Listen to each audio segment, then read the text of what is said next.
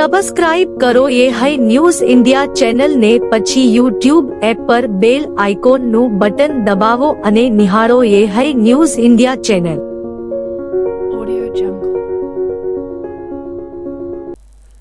વાવ થરાદ જિલ્લાના થરાદ પોલીસે ATM card બદલીને એક મહિલાના ખાતામાંથી 25,000 ઉપાડી લેનાર આરોપીને ઝડપી પાડ્યો છે. આ ઘટના 8 જાન્યુઆરી 2026ના રોજ બની હતી, જેમાં રડકા ગામના પ્રવીણગીરી ગોસ્વામીએ મહિલાને મદદ કરવાના બહાને છેતરપિંડી આચરી હતી. મળતી માહિતી મુજબ 8 જાન્યુઆરી 2026ના રોજ એક મહિલા થરાદ 4 રસ્તા પાસે આવેલા એયુ બેંકના એટીએમમાં પૈસા ઉપાડવા ગયા હતા. તે સમયે ત્યાં હાજર પ્રવીણગીરી ગોસ્વામીએ તેમને પૈસા ઉપાડવામાં મદદ કરવાની ઓફર કરી હતી. તકનો લાભ ઉઠાવીને તેણે મહિલાનું એટીએમ કાર્ડ બદલી નાખ્યું અને તેમને નકલી કાર્ડ આપી દીધું. આરોપી મહિલાને જણાવ્યું કે પૈસા ઉપડતા નથી અને તરત જ બીજા એટીએમમાંથી મહિલાના ખાતામાંથી 25,000 ઉપાડીને ફરાર થઈ ગયો હતો. છેતરપિંડીનો અહેસાસ થતાં મહિલાએ થરાદ પોલીસ સ્ટેશનમાં ફરિયાદ નોંધાવી હતી. ફરિયાદ મળતા જ થરાદ પીઆઈ એટી પટેલે તાત્કાલિક કાર્યવાહી હાથ ધરી હતી. તેમને ડી સ્ટાફ ટીમને એયુ બેંકના સીસીટીવી ફૂટેજ તપાસવા મોકલ્યા હતા, જે આરોપીનો આછો પાતળો ફોટો નજરો પડ્યો હતો. પોલીસે તપાસ કરી બદલાયેલા એટીએમ કાર્ડમાંથી ક્યાંથી પૈસા ઉપાડવામાં આવ્યા હતા તે તપાસ દરમિયાન જાણવા મળ્યું કે પૈસા ધરતી કોમ્પ્લેક્સ પાસે આવેલા બેંક ઓફ બરોડાના એટીએમમાંથી ઉપાડવામાં આવ્યા હતા.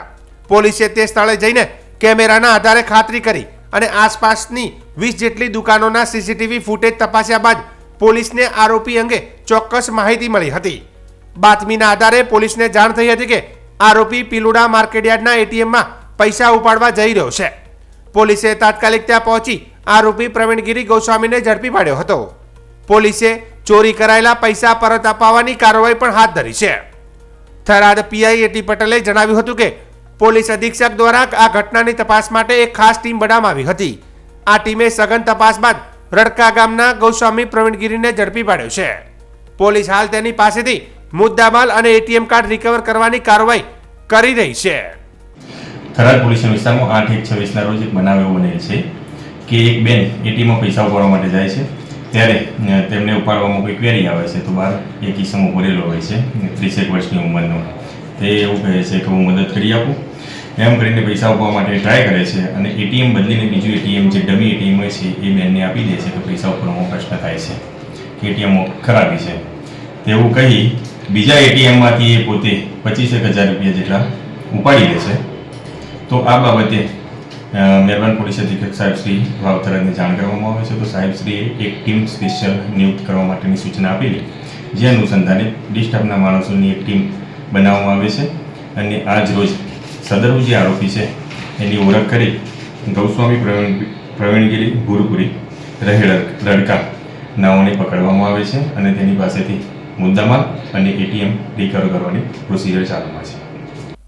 વાવ થરાદ જિલ્લાના મુખ્ય મથક થરાદ ખાતે 26મી જાન્યુઆરીના પ્રજાસત્તાક દિનની રાજ્યકક્ષાની ઉજવણીનું આયોજન કરવામાં આવ્યું છે. આ મુખ્ય કાર્યક્રમ થરાદ તાલુકાના મલુપુર ખાતે યોજાશે. આ ઉજવણીની તૈયારીના ભાગરૂપે ગુજરાત પોલીસે વાવ થરાદ જિલ્લાના પોલીસ અધિક્ષકની ઉપસ્થિતિમાં રિહર્સલ યોજ્યું હતું, જેમાં પરેડ, સુરક્ષા વ્યવસ્થા અને સમગ્ર કાર્યક્રમની તૈયારીનું નિરીક્ષણ કરાયું હતું. આજે ફૂલ રિહર્સલ સફળતાપૂર્વક પૂર્ણ થયું છે. રાજ્યકક્ષાની ઉજવણી સુવ્યવસ્થિત રીતે સંપન્ન થાય તે માટે 24 જાન્યુઆરી સુધીમાં વધુ 2 રિહર્સલ યોજવામાં આવશે. વાવ થરાદ જિલ્લા પોલીસ અધિક્ષકે જણાવ્યું હતું કે પ્રજાસત્તાક પર્વની રાજ્યકક્ષાની ઉજવણી વાવ થરાદ જિલ્લાના થરાદ ખાતે થશે. આ કાર્યક્રમમાં મહામહિમ રાજ્યપાલ અને માનનીય મુખ્યમંત્રી ધ્વજવંદન કરશે. આ રાજ્યકક્ષાના કાર્યક્રમની પૂર્વ તૈયારીના ભાગરૂપે ગુજરાત પોલીસ દ્વારા વિવિધ કાર્યક્રમનું આયોજન કરાયું છે, જેમાં મુખ્યત્વે 22 અને 23 જાન્યુઆરીના રોજ કાર્યક્રમો યોજાશે. 22 જાન્યુઆરી રાજ્યની anti terrorist task force Chetak commando force દ્વારા એક ડ્રીલનું પણ નિર્દેશન કરવામાં આવશે. પોલીસ વિભાગ દ્વારા આયોજિત આ કાર્યક્રમનો ઉદ્દેશ લોકોમાં રાષ્ટ્રભાવના અને દેશભક્તિનો માહોલ ઊભો કરવાનો છે, જેથી લોકો એક રાષ્ટ્રીય એકતાને ઉજાગર કરી શકે. પોલીસ અધિક્ષકે વધુમાં જણાવ્યું હતું કે દર વર્ષની જેમ થરાદ ખાતે યોજાનાર કાર્યક્રમમાં કુલ 22 પ્લાટૂન પરેડમાં ભાગ લેશે. આમાં પોલીસ વિભાગના મહિલા અને પુરુષ પ્લાટૂનો, Chetak commando, marine task force, Rashtriya Raksha Shakti university, NCC, NSS, GRD અને હોમગાર્ડની પ્લાટૂનનો સમાવેશ થાય છે. વિશેષ આકર્ષણ તરીકે Chetan commando force, marine task ફોર્સના ટેબ્લો પણ પરેડમાં જોડાશે. પરેડના સમાપન બાદ પોલીસ વિભાગ અને વહીવટી તંત્ર દ્વારા સાંસ્કૃતિક કાર્યક્રમનું આયોજન કરવામાં આવ્યું છે, જેનું આજે ફૂલ રિહર્સલ પૂર્ણ થયું છે. 24 તારીખ સુધીમાં હજુ 2 રિહર્સલ થવાના છે. પ્રજાસત્તાક પર્વની રાજ્ય કક્ષાની ઉજવણી વાવ થરાદ જિલ્લામાં થવા જઈ રહી છે. આગામી 26 તારીખે મહામહિમ રાજ્યપાલ શ્રી અને માનનીય મુખ્યમંત્રીશ્રીની ગરિમામય ઉપસ્થિતિમાં રાષ્ટ્રીય કક્ષાનો આપણે રાષ્ટ્ર કાર્યક્રમ યોજવા જઈ રહ્યા છીએ. આ કાર્યક્રમના ભાગરૂપે પૂર્વ તૈયારીના ભાગરૂપે ગુજરાત પોલીસ દ્વારા વિવિધ આયોજનો કરવામાં આવેલ છે. એમાં આગામી 22 અને 23 તારીખે ગુજરાત પોલીસ દ્વારા વિવિધ નિદર્શનો અને એક ડ્રીલનું આયોજન કરવામાં આવેલ છે. એ અનુસંધાને આગામી તારીખ 22 તારીખે જે ચેતક કમાન્ડો છે, ચેતક કમાન્ડોનું એક મોક ડ્રીલનું આયોજન આપણે રેફરલ હોસ્પિટલ થરાદ ખાતે કરવામાં આવેલ છે. આ ઉપરાંત 23 તારીખે બપોરે 3 કલાકે રાજ્ય કક્ષાનો એક શસ્ત્ર પ્રદર્શન અને નિદર્શનનો કાર્યક્રમનું આયોજન કર્યું છે, જે ગાયત્રી વિદ્યાલય ખાતે આયોજન કરવામાં આવેલ છે. અને 23 તારીખે સાંજે 4 કલાકે આઇકોનિક રોડ ઉપર આ સમગ્ર પરેડનું રિહર્સલ કરવામાં આવશે. હું ગુજરાત પોલીસ વતી જિલ્લાના તમામ નાગરિકોને અપીલ કરીશું કે આ કાર્યક્રમોમાં જોડાય અને પોલીસ વિભાગનો ઉત્સાહ વધારે. વાવ થરાદ જિલ્લાના સરહદી પંથકમાં કેનાલ તૂટવાનો સિલસિલો સતત ચાલુ રહ્યો છે.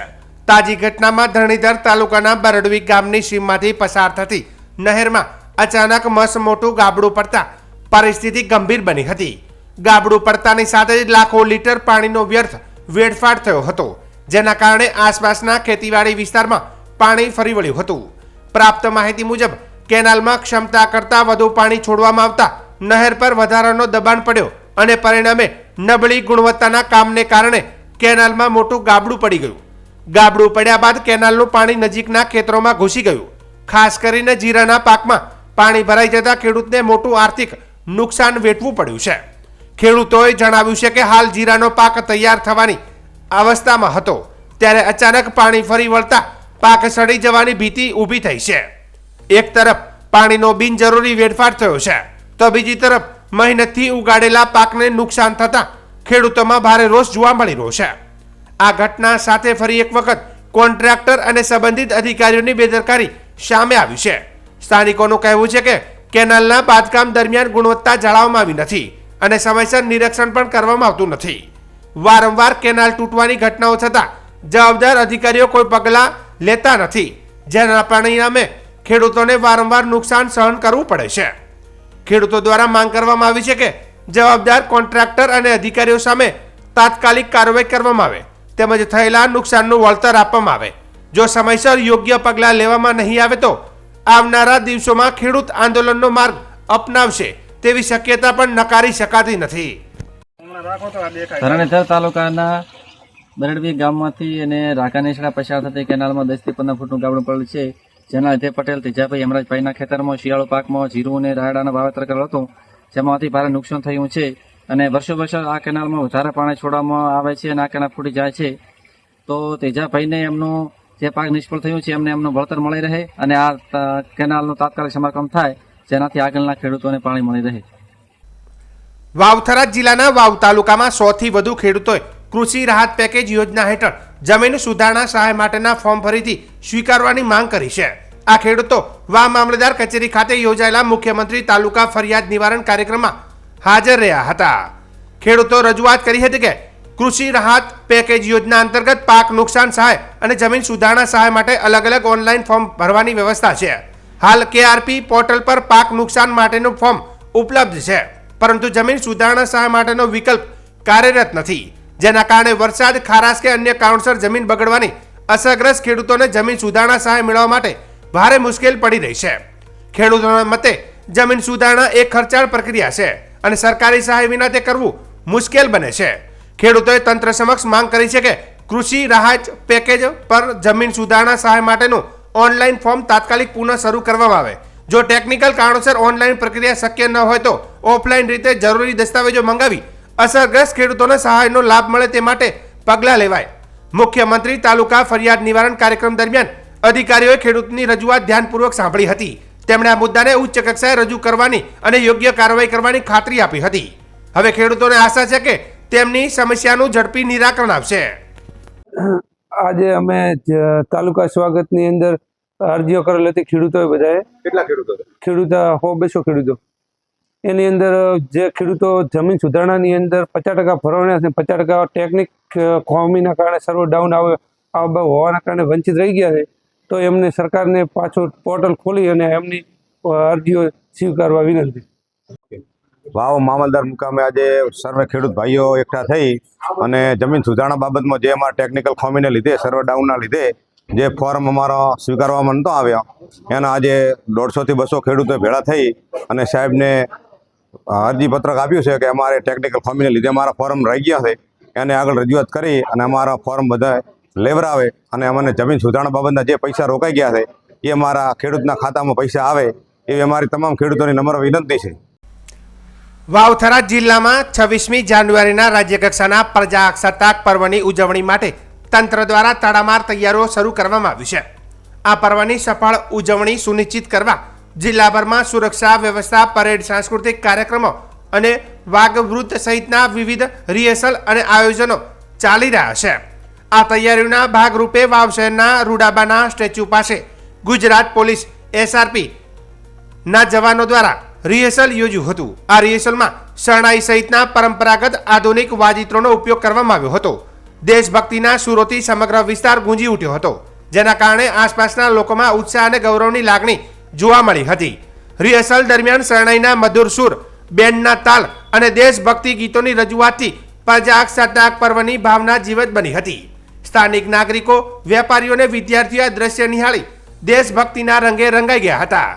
26મી જાન્યુઆરીના રોજ યોજાનાર પ્રજાસત્તાક પર્વને લઈને વાવથરા જિલ્લામાં ઉત્સાહનો માહોલ છવાયો છે અને આથી જ દેશભક્તિની ઝલક દરેક જગ્યાએ જોવા મળી રહી છે. આ પ્રસંગે વાવ પીઆઈ AR ખત્રીએ રાજ્ય કક્ષાના કાર્યક્રમમાં સહભાગી થવા વાવથરા જિલ્લા પોલીસ વતી નિમંત્રણ પણ પાઠવ્યું હતું.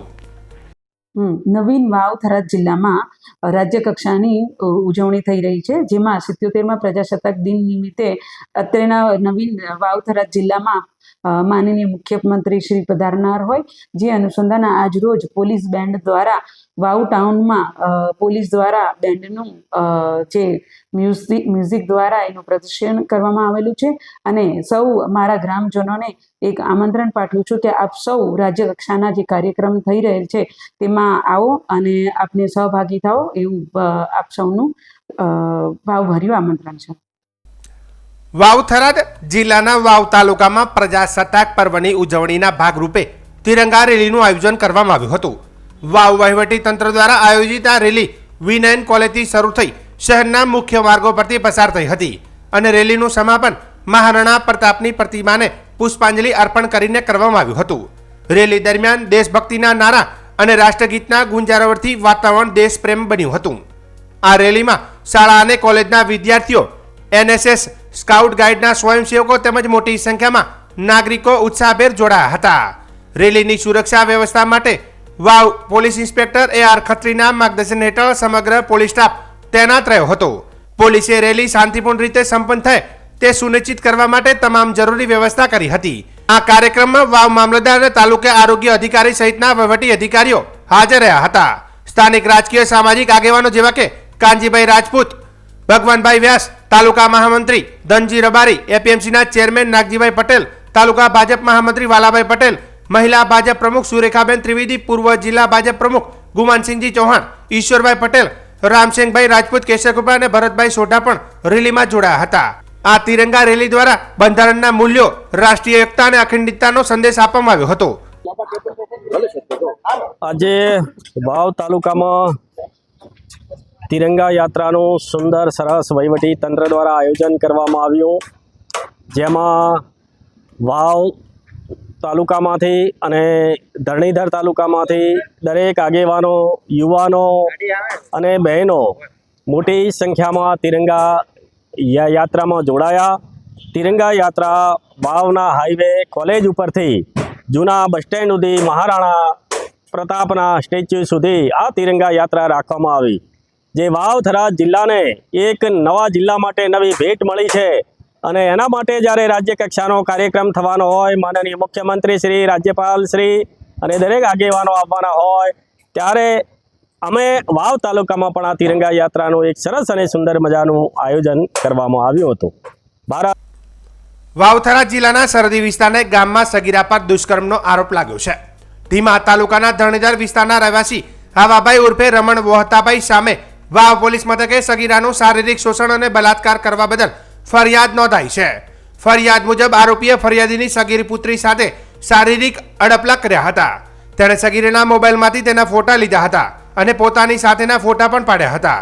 આ ફોટા સોશિયલ મીડિયા પર વાયરલ કરવાની ધમકી પણ આપી આરોપી સગીરાને વારંવાર છાપરે બોલાવતો હતો. ફરિયાદમાં વધુમાં જણાવાયું છે કે એકલતાનો લાભ લઈ આરોપીએ ભોગ બનનાર સગીરાની મરજી વિરુદ્ધ વારંવાર બલાત્કાર ગુજાર્યો હતો. આ ઉપરાંત તેણે સાક્ષી અને ફરિયાદીને અપશબ્દ બોલી જાનથી મારી નાખવાની ધમકીઓ પણ આપી હતી. આ સમગ્ર ઘટના અંગે પીડિતે પરિવારે વાવ પોલીસમાં ફરિયાદ નોંધાવતા પોલીસે ગુનો દાખલ કરી વધુ તપાસ હાથ ધરી છે. આ ઘટનાના કારણે વિસ્તારમાં લોકો આરોપી સામે કડક કાર્યવાહીની માંગ કરી રહ્યા છે. પોલીસે જણાવ્યું કે પીડિતાની કાનૂની સહાય અને સુરક્ષા પૂરી પાડવામાં આવી રહી છે. કેસ સંબંધિત તમામ પાસાઓની તટસ્થ અને કડક તપાસ કરવામાં આવી રહી છે. થરાદના ચામુંડાનગર વિસ્તારમાં આવેલા હર્ષ બંગલોમાં પાર્ક કરેલી મારુતિ વેગનાર કારમાં અચાનક આગ લાગી હતી. આ ઘટનાથી આસપાસના વિસ્તારમાં થોડા સમય માટે અફરાતફરી મચી ગઈ હતી. કારના માલિક સોની મનોજભાઈએ જણાવ્યું હતું કે તેમની કાર ઘરની બાજુમાં પાર્ક કરેલી હતી અને અચાનક જ તેમાં આગ ભભૂકી ઉઠી હતી. આગ લાગતા જ આસપાસના પાડોશીએ બૂમાબૂમ કરી હતી અને તાત્કાલિક પાણીનો મારો ચલાવી આગને કાબૂમાં લીધી હતી. સ્થાનિકોની સમય સૂચકતા અને મદદથી મોટી દુર્ઘટના ટળી હતી. આ ઘટનામાં કાર માલિકને આર્થિક નુકસાન થયું છે, જો કે કોઈ જાનહાનિ થઈ નથી. નામ મનોજ કુમાર રામજીભાઈ સોની. હું ચામુંડાનગર હર્ષ બંગલોઝમાં રહું છું અને મારા મકાનની આગળ મારી ગાડી પાર્ક કરેલી હતી, મારુતિ કંપનીની વેગેના, અને એમાં અચાનક શોર્ટ સર્કિટથી આગ લાગી અને પાણીનો મારો ચલાવી આગ બુઝાવવામાં આવી. આ ગાડી હળગી ત્યારે તમે કઈ જગ્યાએ હતા? હું ઘરમાં હતો અંદર. અને કોને ખબર પડી પહેલા? આજુબાજુના પાડોશીઓ બૂમો મારી કે ગાડી હળગે, તમે આવો.